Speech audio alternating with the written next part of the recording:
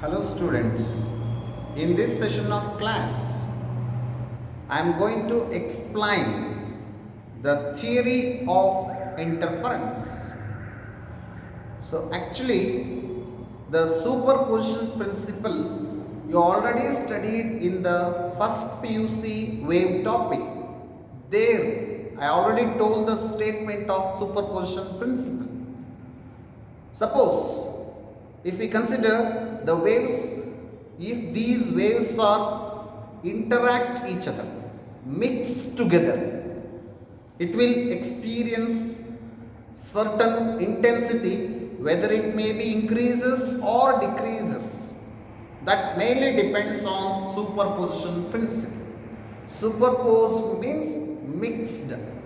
When two or more than two waves are mixed together, how the resultant wave is obtained is given by superposition principle.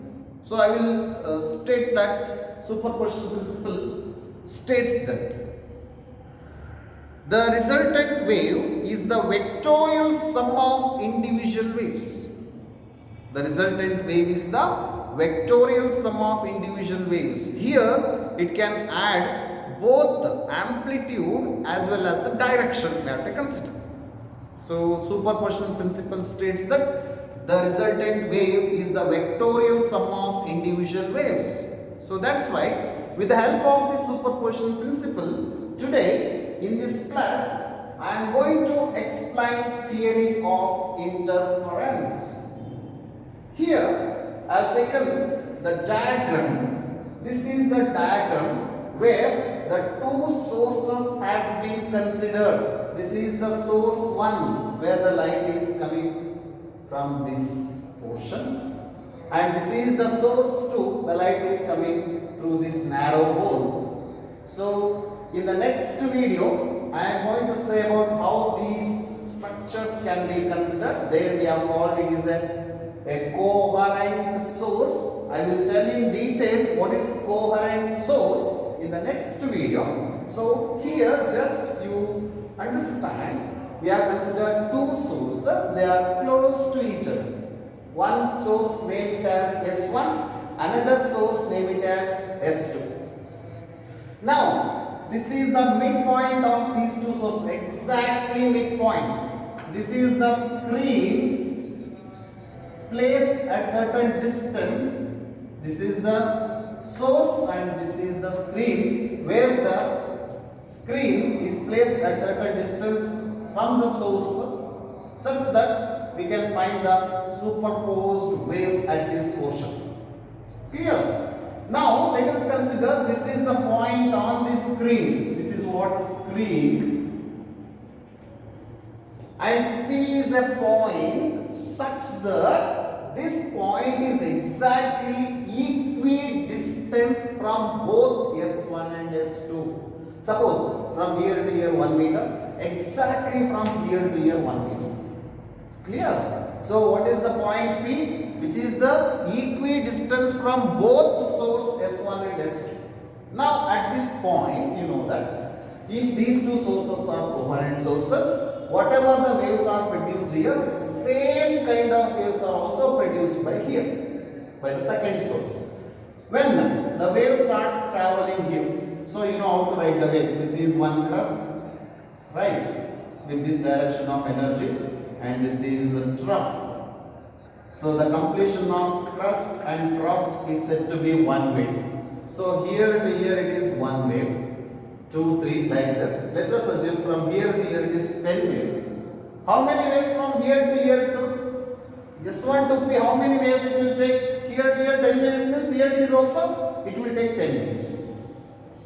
So whatever the number of waves required to reach from S1 to P, same number of waves are required from S2 to P also. Clear now? So now let us consider at this point P. So P is the point on the screen. Let us consider the waves from S1 is Y1. Y1 is the displacement along y-axis at the point P. Coming from the source S1, y1 is equal to A into cos omega t. I am assuming the cos waves are reached at this point. The cos waves are reached at this point. Similarly, what is the wave amplitude when the light source S2 coming from S2 to P will be same no cos omega t, because there is no phase difference between S1 and S2. P is the equidistance point. Then according to superposition principle, y is equal to y1 plus y2, vectorial sum of individual waves whose intensity is depends on the waves what the source has been used at this point. Now y is equal to y1 plus y2 means, what about the resultant wave? Sum of these two, 2a into cos omega t. Clear now? So what is y? The resultant wave at the point P due to the superposition of the two waves coming from S1 and S2. So this is what the amplitude of A2A is the amplitude, cos omega t is the wave, y is the displacement at the point P. Now I want to consider the intensity at this point. So let us consider intensity I is equal to I naught 4 times I naught. 4 times I naught. So it means whatever the intensity of source S1 is I naught. If I naught is having intensity is the source S1 and S2, then what about the intensity at the point P due to the superposition at point P? So that is exactly 4 times. So the meaning of this is the intensity is directly proportional to the square of the amplitude. You have to remember this condition during superposition principle. See, what about the intensity of the superposed wave, which depends on the amplitude of the wave which is obtained. It means it is how many times? 2a whole square means it will become 4 times. So the intensity of the resultant wave is equal to 4 times the intensity of the source waves. Intensity of the source waves. So this is the thing what the superposition principle says. Now, other than these points, whether it may be constructive or destructive will take place. Here I can clearly say that it is bright fringe means it is constructive. If it is dark fringe, fringe means it is the region where the light is obtained with certain region, a certain band. So there that definition of fringes I will tell in next coming video while explaining interference. Okay, here no need to worry about what is fringe. So now, so whatever the thing we have taken here, at this point we are getting constructive interference. So to define constructive interference generally, I will consider this situation. So condition for constructive interference I want to explain. So to explain the constructive interference, let us consider S1 and S2. Same thing, S1 and S2. This is the screen where the screen is placed, and on the screen the point Q is marked. Q is a point on the screen. Now from here to here, the wave will take certain number of cycles to reach from here to here. This is one cycle. Like this, it will take certain number of cycles. Clearly I have mentioned how many number of cycles they have taken to reach from S1 to Q? 7 cycles. It means 7 wavelength. So from here it is 1 lambda. So how many lambdas it will take? 7 lambdas it will take. Okay.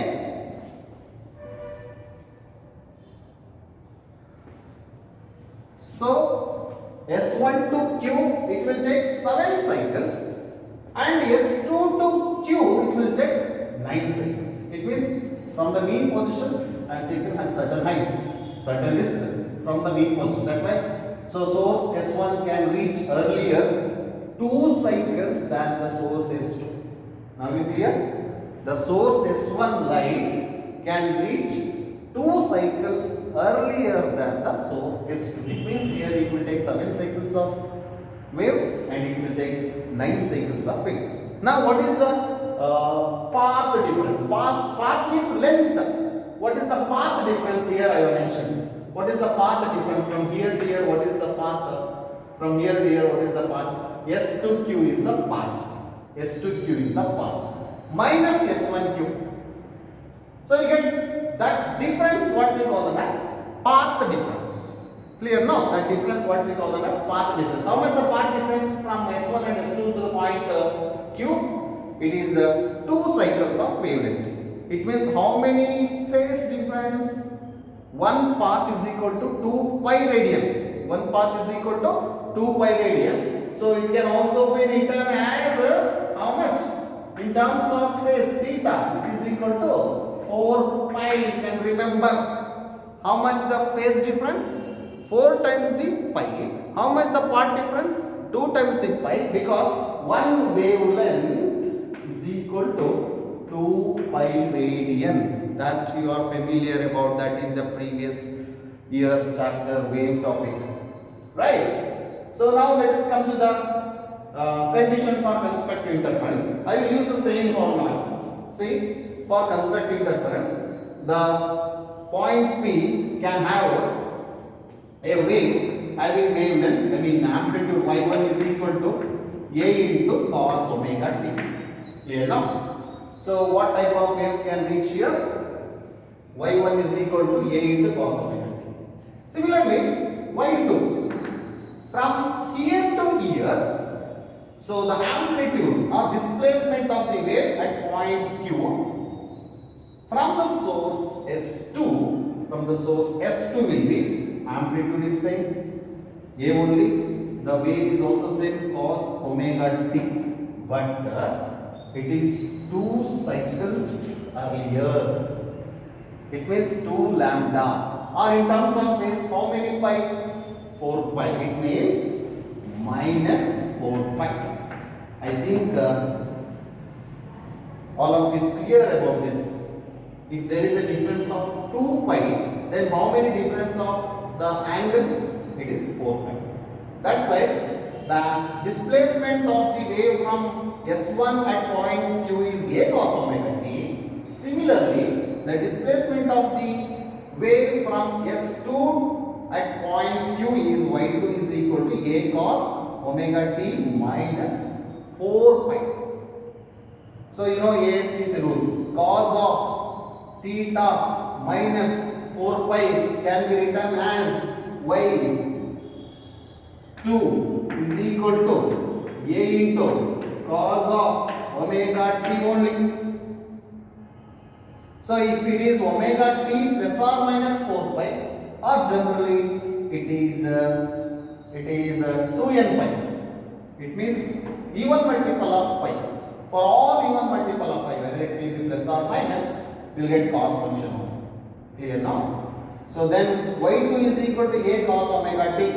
Y2 is equal to A cos omega t.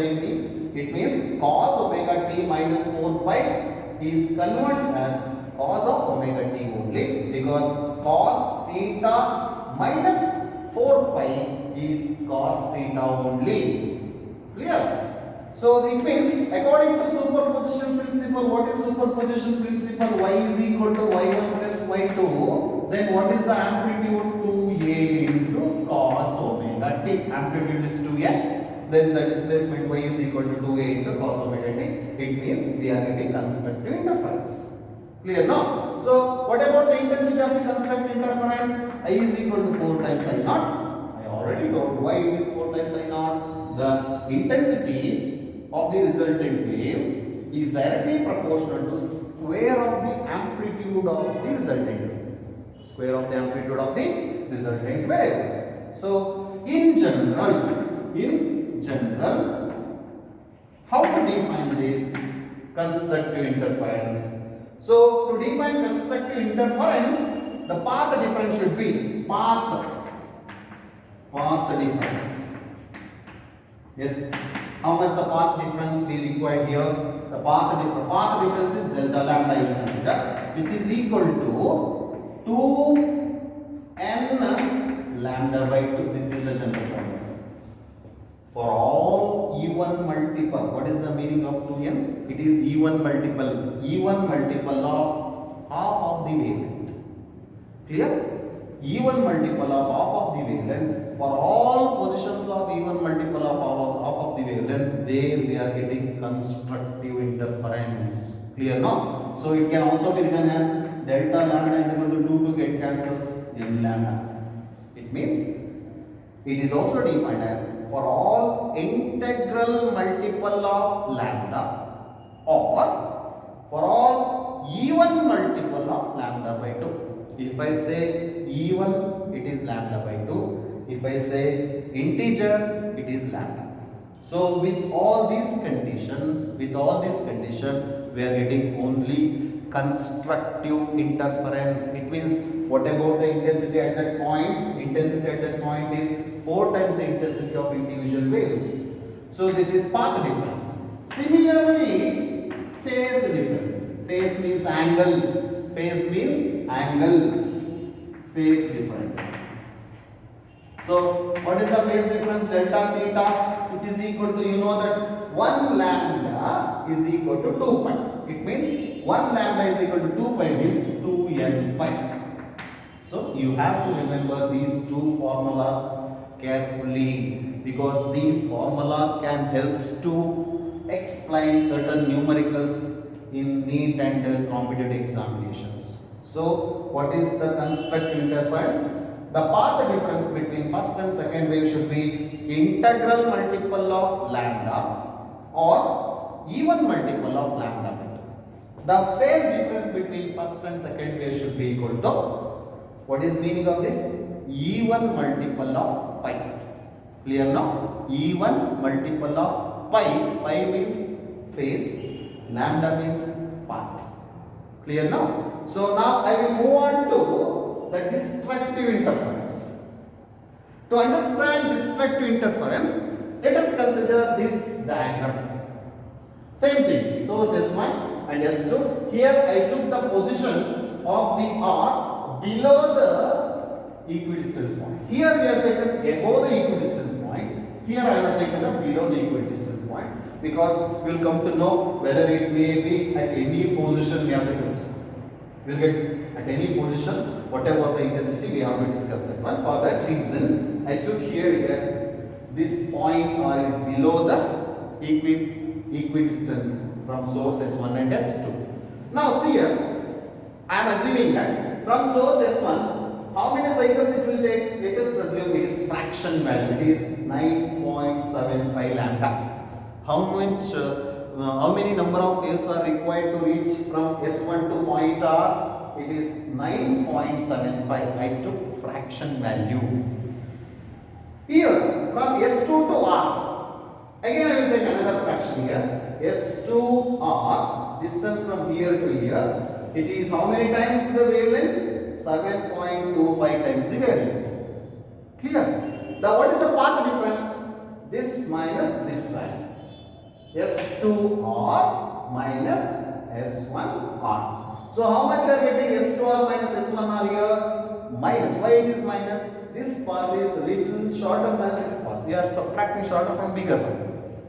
Isn't it? That's why we are getting minus.